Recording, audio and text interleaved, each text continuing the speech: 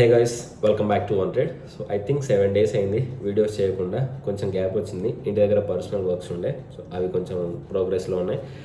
ఆ తర్వాత ఈరోజు మన వీడియో ఏంటంటే సక్సెస్ఫుల్ ట్రేడర్ హ్యాబిట్స్ గురించి మాట్లాడుకుందాం. ఎలా ఉండాలి, ఎలా ఉండకూడదు అనే వాటి గురించి ఒకసారి మాట్లాడదాం. ఇంకొంచెం మాట్లాడితే last week I think Friday vehicle తీసేసుకున్న టాటా కార్, మీ పక్కన పిక్ ఉంది, red and black dual tone car. So ఇక్కడ ఇంకో దాని గురించి కూడా ఒక వీడియో చేసుకుందాం. ఫుల్ ఇన్వెస్ట్మెంట్ ఒకేసారి చేయాలా, లేకపోతే మన దగ్గర డబ్బులు ఉంటే సగం ఇన్వెస్ట్మెంట్ కార్ మీద చేసి సగం పర్సనల్ ఇన్వెస్ట్మెంట్ సిప్ మోడ్లో చేసి ఆ ఇంట్రెస్ట్ కానీ కొంచెం సమ్ అమౌంట్ను తీసుకొని రావచ్చా అనే వాటి గురించి ఒకసారి మనం వీడియోలో మాట్లాడుకుందాం.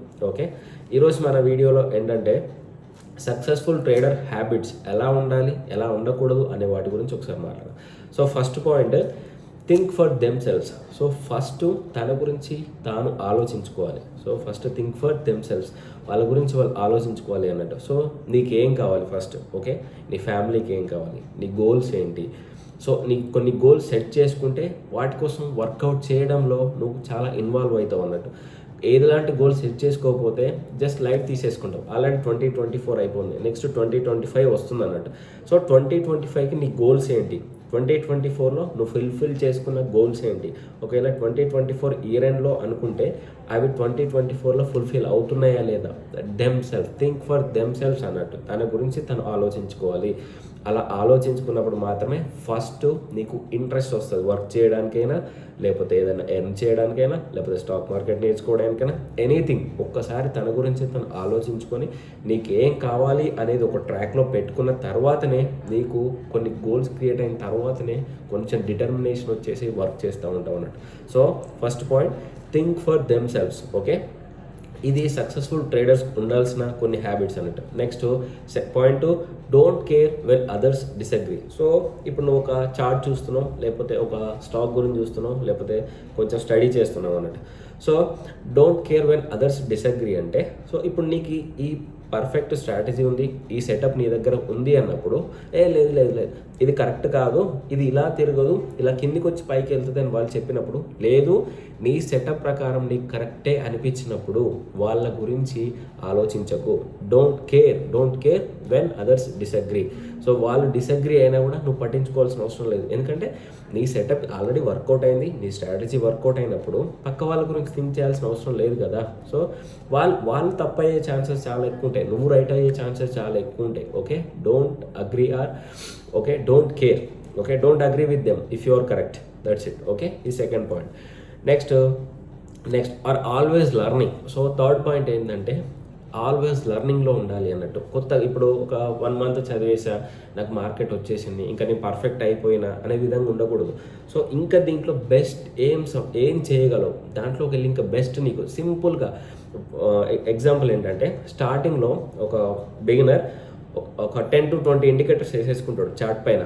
ఓకే, మూవింగ్ యావరేజెస్ వేసుకుంటాడు, ఓఎస్ఐ ఆసిలేటర్ వేసుకుంటారు, ఆర్ఎస్ఐ వేసుకుంటారు, ఓబీవీ వేసుకుంటాడు, నెక్స్ట్ మ్యాక్ వేసుకుంటాడు, నెక్స్ట్ కొన్ని ట్రెండ్ లైన్స్ వేసేస్తాడు, next support and resistant draw చేస్తాడు, నెక్స్ట్ ఇలా ప్రతిదీ వేస్తాడు అన్నట్టు. ఫస్ట్ స్టార్టింగ్లో ఏది ఎక్కడ అనేది అర్థమవుతుంది. So as experience increases, okay, కొంచెం ఎక్స్పీరియన్స్ వస్తుంటే ఒక్కొక్క ఇండికేటర్ కానీ ఒక్కొక్క ఫంక్షనాలిటీ అనేది కట్ డౌన్ చేసుకుంటూ వస్తాడు. మీకు అర్థమైంది కదా. సో అప్పుడు ఎప్పుడు వస్తుంది అంటే లర్నింగ్లో మాత్రమే వస్తుంది. మీరు లర్నింగ్ కంటిన్యూ చేసే కొద్దీ, మీ ఎక్స్పీరియన్స్ పెరిగే కొద్దీ ఇక్కడ కట్ డౌన్ అవుతూ ఉంటాయి ఫంక్షనాలిటీస్.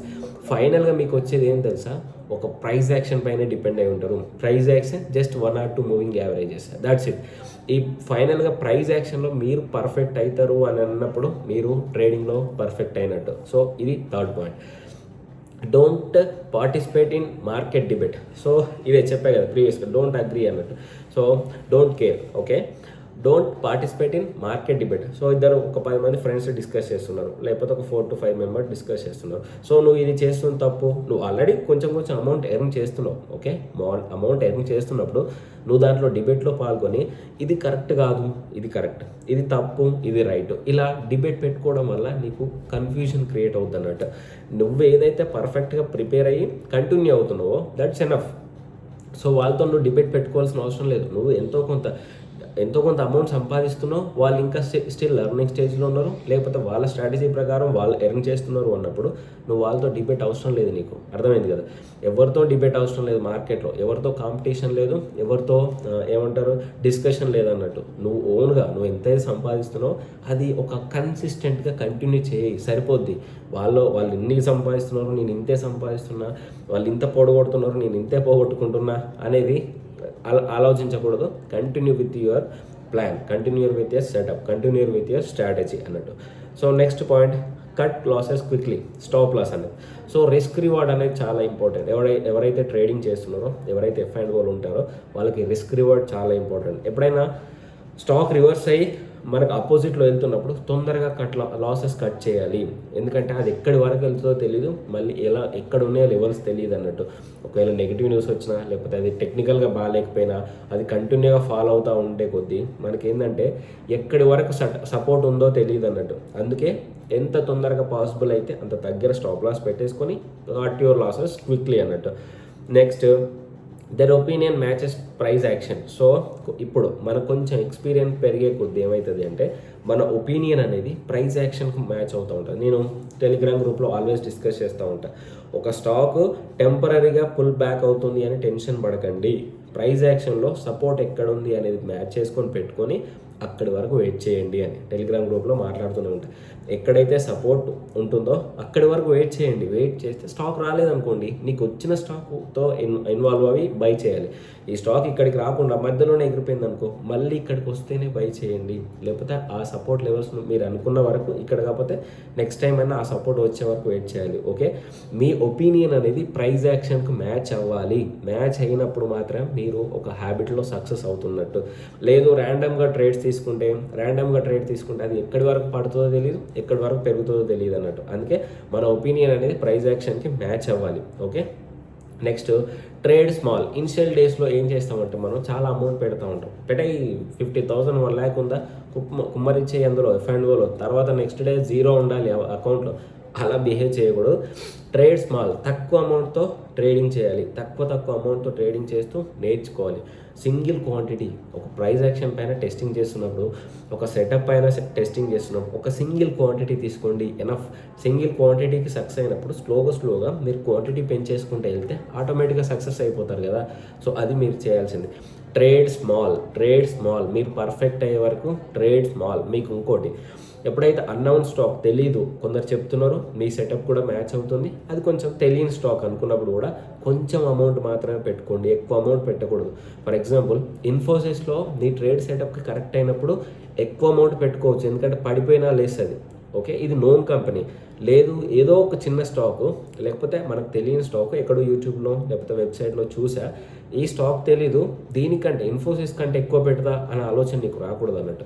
ఈవెన్ నీ సెటప్ కరెక్ట్ అయినా కూడా, ఆ బిజినెస్ నీకు అర్థమైనా కూడా, తెలియని స్టాక్ కదా, సడన్గా ఏమైనా రివర్స్ అయిపోయింది అనుకో, మన అమౌంట్ అంతా లాక్ అయిపోతుంది అన్నట్టు. దీంట్లో కొంచెం అమౌంట్ మాత్రమే పెట్టుకోండి. Trade with small amount. Okay, next, have confidence. ఇది మీకు ఉండాల్సిన మేజర్ థింగ్ ఏంటంటే, కాన్ఫిడెన్స్ ఎప్పుడు వస్తుంది?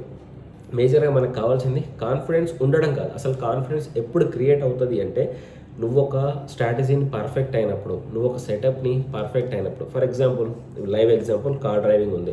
సో కార్ డ్రైవింగ్లో కాన్ఫిడెన్స్ ఎప్పుడు వస్తుంది అంటే, మనకు కొంచెం ఎక్స్పీరియన్స్ వచ్చిన తర్వాత కాన్ఫిడెన్స్ వస్తుంది. ఇంకో ఎగ్జాంపుల్, మా అన్న కారు ఉంది, నా కారు, మా అన్న మీన్స్ మా పరిచయం అన్న, సో మా కజిన్ లాగా. సో ఆయన కారులో నేను ఎంత డ్రైవ్ చేసినా కూడా నాకు అంత కాన్ఫిడెన్స్ రాదు, ఎందుకంటే నా కారు కాదు అనే భయం ఉంటుంది అన్నట్టు. ఆ భయం వల్ల మనం కాన్ఫిడెన్స్ డ్రైవ్ చేయలేము స్టార్టింగ్లో, నేర్చుకునే టైంలో. వన్స్ అదే నీ కార్ని పెట్టేసుకో, నీ కార్లో నువ్వు డ్రైవింగ్ చేసేటప్పుడు, నేను ఓన్గా డ్రైవింగ్ చేసేసుకుంటున్నాను ఇప్పుడు.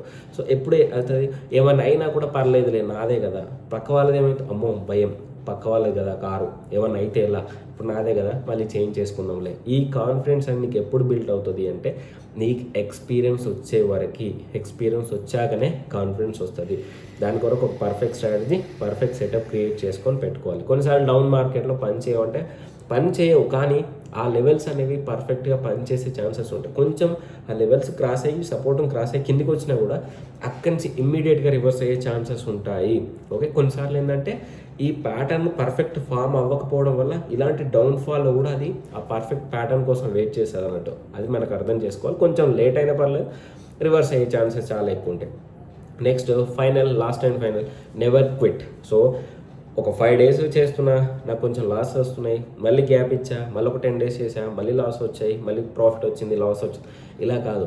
సో కంటిన్యూస్గా చేయాలి, never quit. Okay, never quit. కొంచెం నేర్చుకుంటా కొంచెం అమౌంట్తో నేర్చుకుంటూ కంటిన్యూ చేయడం వల్ల మనకు ఆ ఎక్స్పీరియన్స్ అనేది పెరుగుతుంది. కానీ ఒక 1 month చేసా, మళ్ళీ 1 month గ్యాప్, మళ్ళీ 1 month చేసా, మళ్ళీ 1 month గ్యాప్, ఈ మధ్యలో ఏదైతే స్కిప్ చేసావో ఆ 1 monthలో నీకు ప్రాఫిట్ వచ్చేదేమో. నీకు అర్థమైంది? ఫస్ట్ 1 month లాస్, ఈ స్కిప్ చేసాం, మళ్ళీ 1 month లాస్. ఈ 1 monthలోనే నువ్వు అనుకున్న స్ట్రాటజీలు వర్కౌట్ అవుతున్నాయి కావచ్చు.